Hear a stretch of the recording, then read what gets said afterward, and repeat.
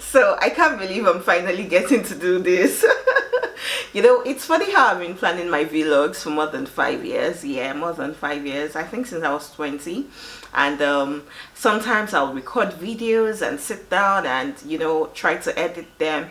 And then I never put it out. Other times I just plan in my head and nothing. It could be because of my knack for perfection or my quest or just thinking, should you be doing this? But yeah, I think I'm finally getting to do this, and I'm very sure that I will put this particular video out.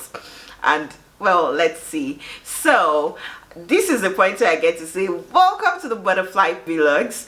My name is Nihilolawa Taiwo, and you can call me Ruby. And you wonder why the Butterfly Podcast? Because it's my belief that life changes, life is in moving phases, and yeah, you get to know more about that. But this is the Butterfly Vlogs, the Butterfly Podcast here, and I'm glad to be your host.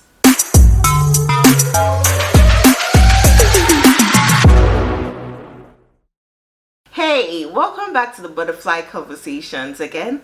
My name is Ruby Taiwo, and I mentioned earlier that I've been trying to do this for more than 5 years, actually almost 10 years. And every time I try to put out something, sometimes I shoot a video. I actually have backlogs of videos on my phone and different places. And sometimes I shoot a video and then I look at it and I say, no, this is not good. Don't put it out. People are going to drag you. I have all of those form of conversations within myself. And then I say, no, you're not putting this out. And other times, I have friends encourage me, Ruby, you're born to do this.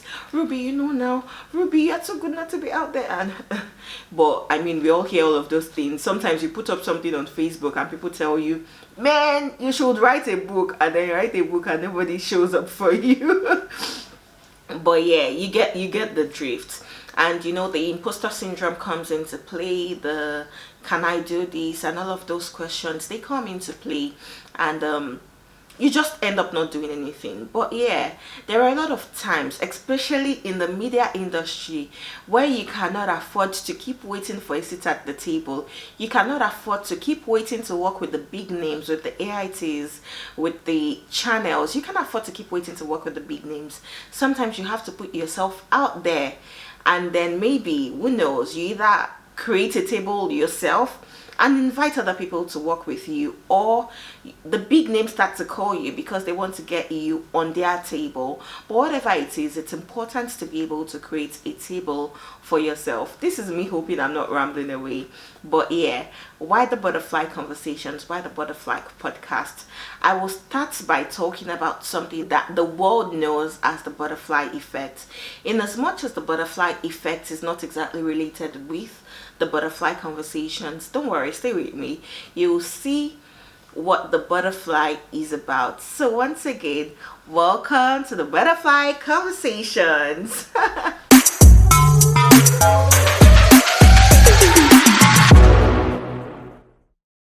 Okay, so there is something all over the internet called the butterfly effect. I'll tell you how I found out about the butterfly effect, but before we go there, let me tell you, or rather, let me start by telling you a story about my life. So, I think this was back in 2018, yeah? 2017, 2018. I was working with a personality in Nigeria, personality most people know in Nigeria, and part of my work included having to travel with him a lot. And on this particular day, we went to Kano for a conference. And while we were at the conference, there were a lot of things that happened. And they told every member of his team to get out of town. Yeah, I think that was what happened. We're all told to leave town almost immediately. Basically, we had to move. So myself and another colleague who was a friend as well at that time, we picked up our bags, and our other colleague said, oh, they were going to take a taxi to Kaduna and then enter a train from Kaduna to Abuja. But I thought, what's the use of taking a taxi to Kaduna and then from Kaduna to Abuja? It makes no sense. So I thought, why not just go to the taxi park in Kano and take a cab to Abuja with your friend, since you guys are bunching together. Meanwhile, earlier that day, I had a thought of a particular person coming to my mind. Like, this wasn't even someone I used to speak to on a regular. No, we didn't even used to talk. I think we were church members before then, but he had left our church for some reasons, and it was just cricket. We didn't used to talk. He was friends with some of my other friends, but really that was about it. We didn't have a relationship. And then it was funny when this person's thoughts kept coming to my mind that morning, and I'm wondering why is his face flashing all over my face this morning. So that went myself and my friend, we picked up a taxi, went to the park, and then we got to the park in Kano. And then when we got to the park, we got a vehicle, we booked the two back seats, and then we were waiting for the vehicle to fill up the rest of the front seats and the main front seats. I think it was a Sienna car or Sharon. It was a Sharon. And then these two men who we had also seen at the conference we came for came in, and then they said they wanted the back seats we had booked, and I'm like, no. And meanwhile we had paid for these back seats, so common sense tells you that we are sitting there, so find another place, sit in front or something.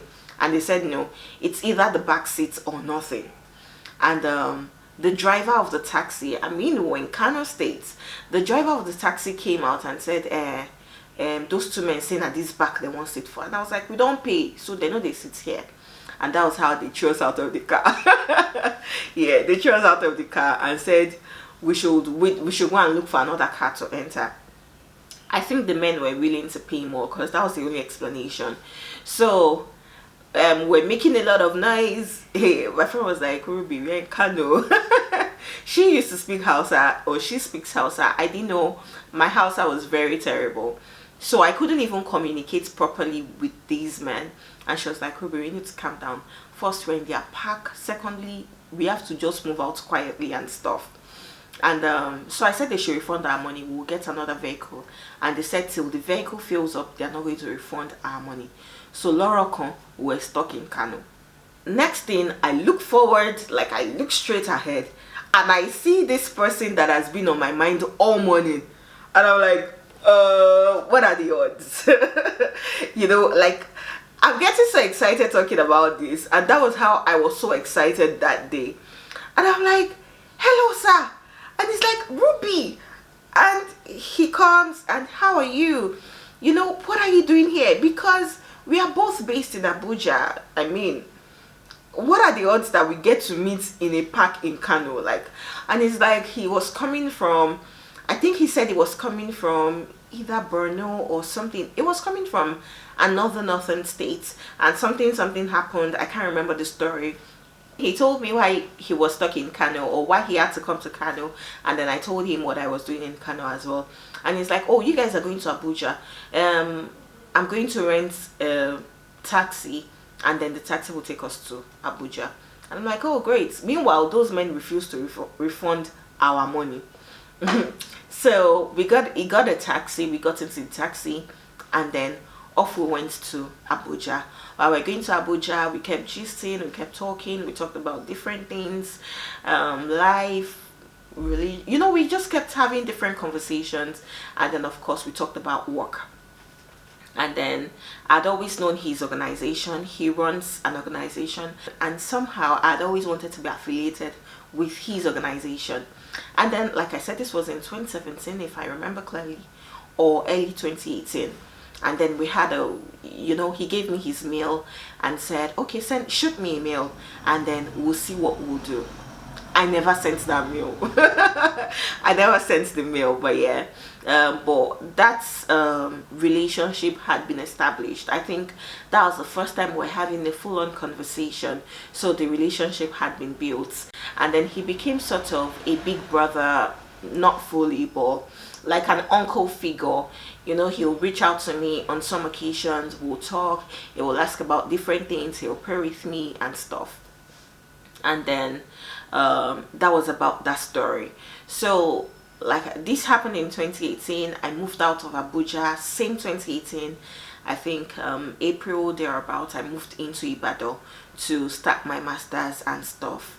And then that was about that meeting. However, Back to the butterfly effect. So the butterfly effect talks about how a small event, a really small event, could be the catalyst for a huge change in your life. There was a very sad situation that happened in Abuja a lot of years ago. I think that was either in 2016 or 2017, which a lot of people know as the Nyanya bomb blast. Every time I think about that bomb blast, it was a very, very sad situation in Abuja.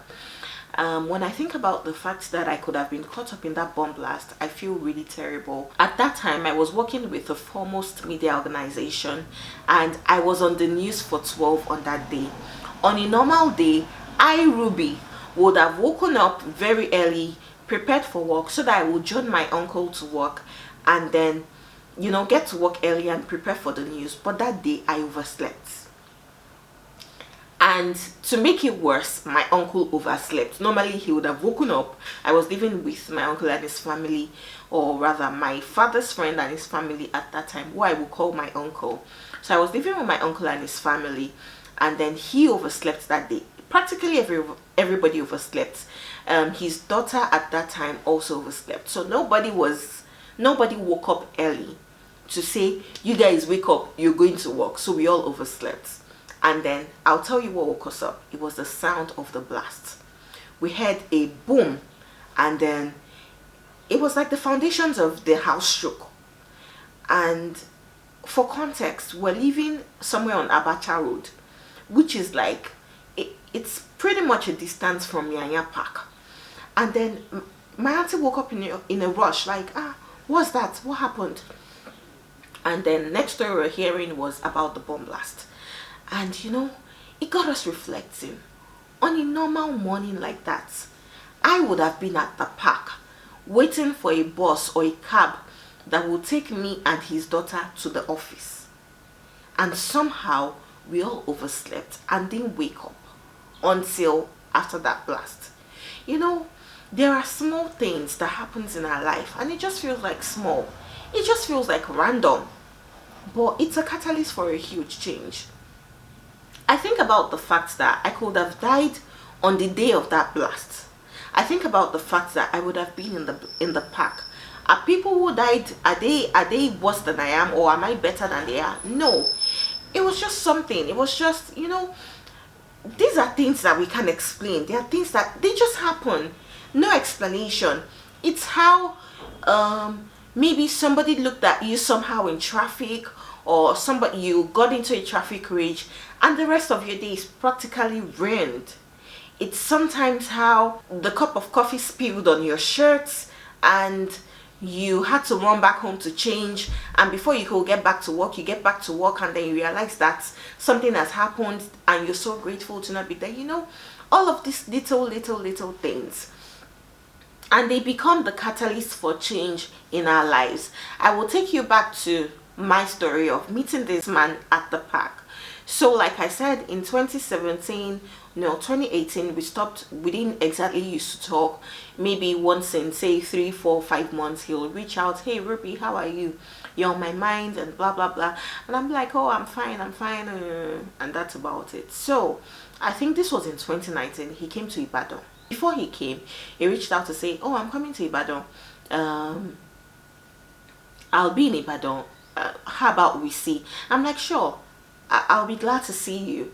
And then he came to Ibadan. He called me up, and by the way, back to that story at the Kano Park, he refunded our money to us. He gave us money, just like, don't worry, you guys should leave them, I'll give you the money. And then that was how we left Kano Park that day. So he came to Ibadan. He called me and he's like, oh Ruby, I'm starting up something in Ibadan, and I think I want you to be a part of it. I would like you to work with us. And of course, I was like, it's a honor. I'll be glad to work with you.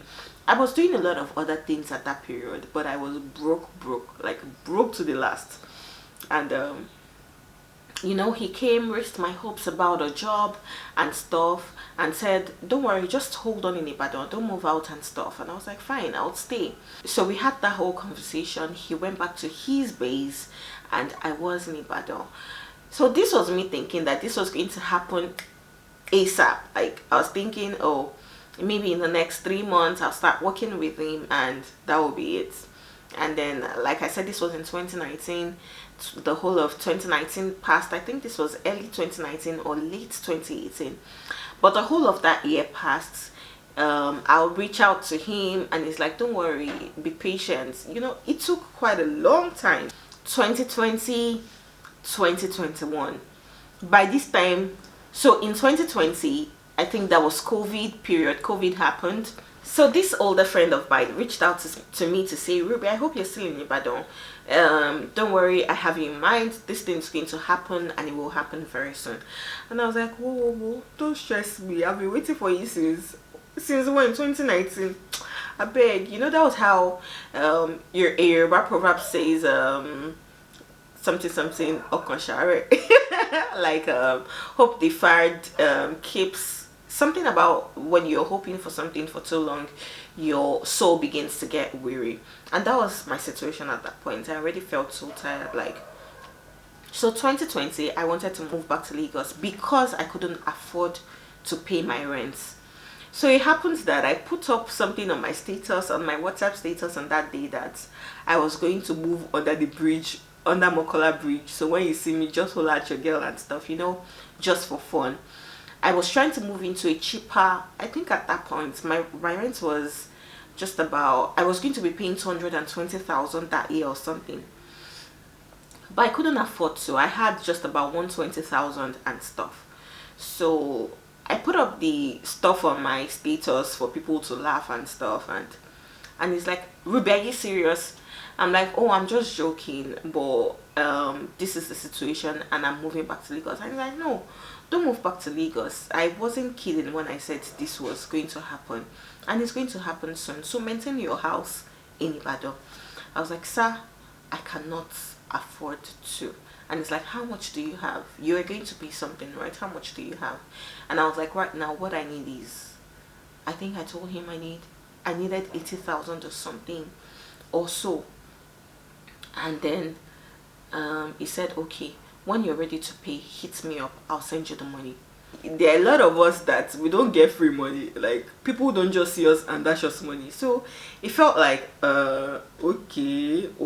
PS, I need to put this out. It wasn't one of those people that I wasn't comfortable, in quotes, even chatting with. You know, there are some people that when they are chatting with you, when they are talking with you, you begin to get the vibes of, this one is looking for something that he will not find. I didn't get any of those vibes, and I think it's important I put that out. It was just the church uncle or big uncle or the older friend kind of vibes, and that was about it. Like I said, we used to talk only like once in a blue moon, and of course a blue moon never happens, but yeah, we talked just maybe once in 5-6 months. So I was ready to pay the rent. I got out the money. It was in my piggy bank. Shout out to Piggy Vest. I got out this money, and then I told him, sir, I have my own part of the rent and I'm ready to pay this money. And then that day he sent me 80k. Hey, I'm like, and of course that was how I was able to pay my rent in 2020. And then so he kept me in Ibadan. 2021, I was working at a job that was stressing me. I didn't really exactly, I loved it, but the stress, I was getting mentally stressed out from working at this job. And then I get a message, a WhatsApp message from this uncle of mine. From the time he sent me money for my rent, which was in about February 2020 or so. We didn't talk again, apart from all the whole thank you very much, sir, God bless you, God reward you, He didn't reach out again until 2021. I think this was in March 2021. I get a message from him saying, hey Ruby, the project I talked about is about kicking off, and I'm bringing you up. I want to bring you up as to manage this. Are you up for it? And I was like, are you asking me? I've been waiting for you all my life. I'm up for it. So it was like, okay, the human resource department of this organization is going to reach out to you, send them your CV, blah blah blah blah blah, and then the process started. And that was how this job I'd been waiting for since 2018 came to play in 2021. So I joined the organization in May 2021, and here we are. I still work with the organization till date, but yeah. And um, getting serious, this job was an answer to prayers. It was everything I had been waiting for. I had been praying for an environment without toxicity. I have a bit of toxicity in me, but I prayed for an environment where I don't have to worry, I don't have to stress. If I'm working with my senior colleagues are really amazing, my supervisors are really amazing. That was the kind of organization I was praying for, and sincerely, this job was an answer to prayers. I prayed for a role, an organization that at least I will be able to meet my basic needs, have money to pay my rent on a yearly basis, and still have money left to maybe meet little needs of others. Somebody calls to say, oh Ruby, I've not eaten all day, and I can say, oh, here's 10k or here's 20k. Do you understand? Like, and sincerely, this job was an answer to prayers. No, am I rich? No, I'm not rich yet, but I can meet my basic needs, and I can basically do stuff I want to do. I can wake up and decide I want ice cream, and believe me, that's an answer to prayers for me. I can wake up and decide I want pizza.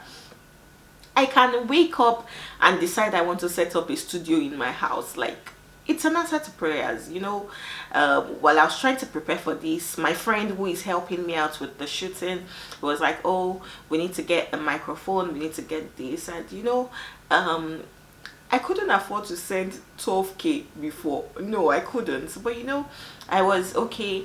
I'll still complain that guy, man, this money don't need much, but I could still afford to send it out. Like I said, it's an answer to prayers for me. And it just brings me back to the theory of the butterfly. That's the butterfly effect. How you meet someone and then they become a catalyst for a huge change in your life. Am I saying that I don't know the future? I don't know what my job holds for me in the future, and I don't intend to burn any bridge. But this has been a huge change for me. I've moved from not being able to afford my basic needs, or struggling to afford my basic needs, to getting a certain amount of money at the end of every month, getting amazing people, amazing colleagues. Shout out to a lot of my colleagues that are amazing, and shout out to the ones that are not so amazing. The ones that you people used to stress my neck, people used to choke me, but shout out to you all. I'm really grateful to be working with the organization I work with, and it's the butterfly effect, the butterfly theory. How you meet someone and they become a catalyst for a huge change in your life. How you maybe miss the bus, and you're missing the bus becomes the catalyst for a huge change in your life. Oh, you missed the bus, and then while you missed the bus, you were waiting at the roadside, and somebody said, oh, hop in, I'll help you out. And then you hop in, and this person maybe becomes Dangote that you've been praying to meet all your life and stuff, and all of those things. Could the butterfly effects be negative? Yes, it could be negative. Could it be positive? Of course, huge chances of it being positive. But this is my hope today. I hope that everybody gets their butterfly effect. I hope that everybody meets that person that will become the positive catalyst for a huge change in their life. I hope that we all get our big breaks in life. Have I gotten my big break? Not yet.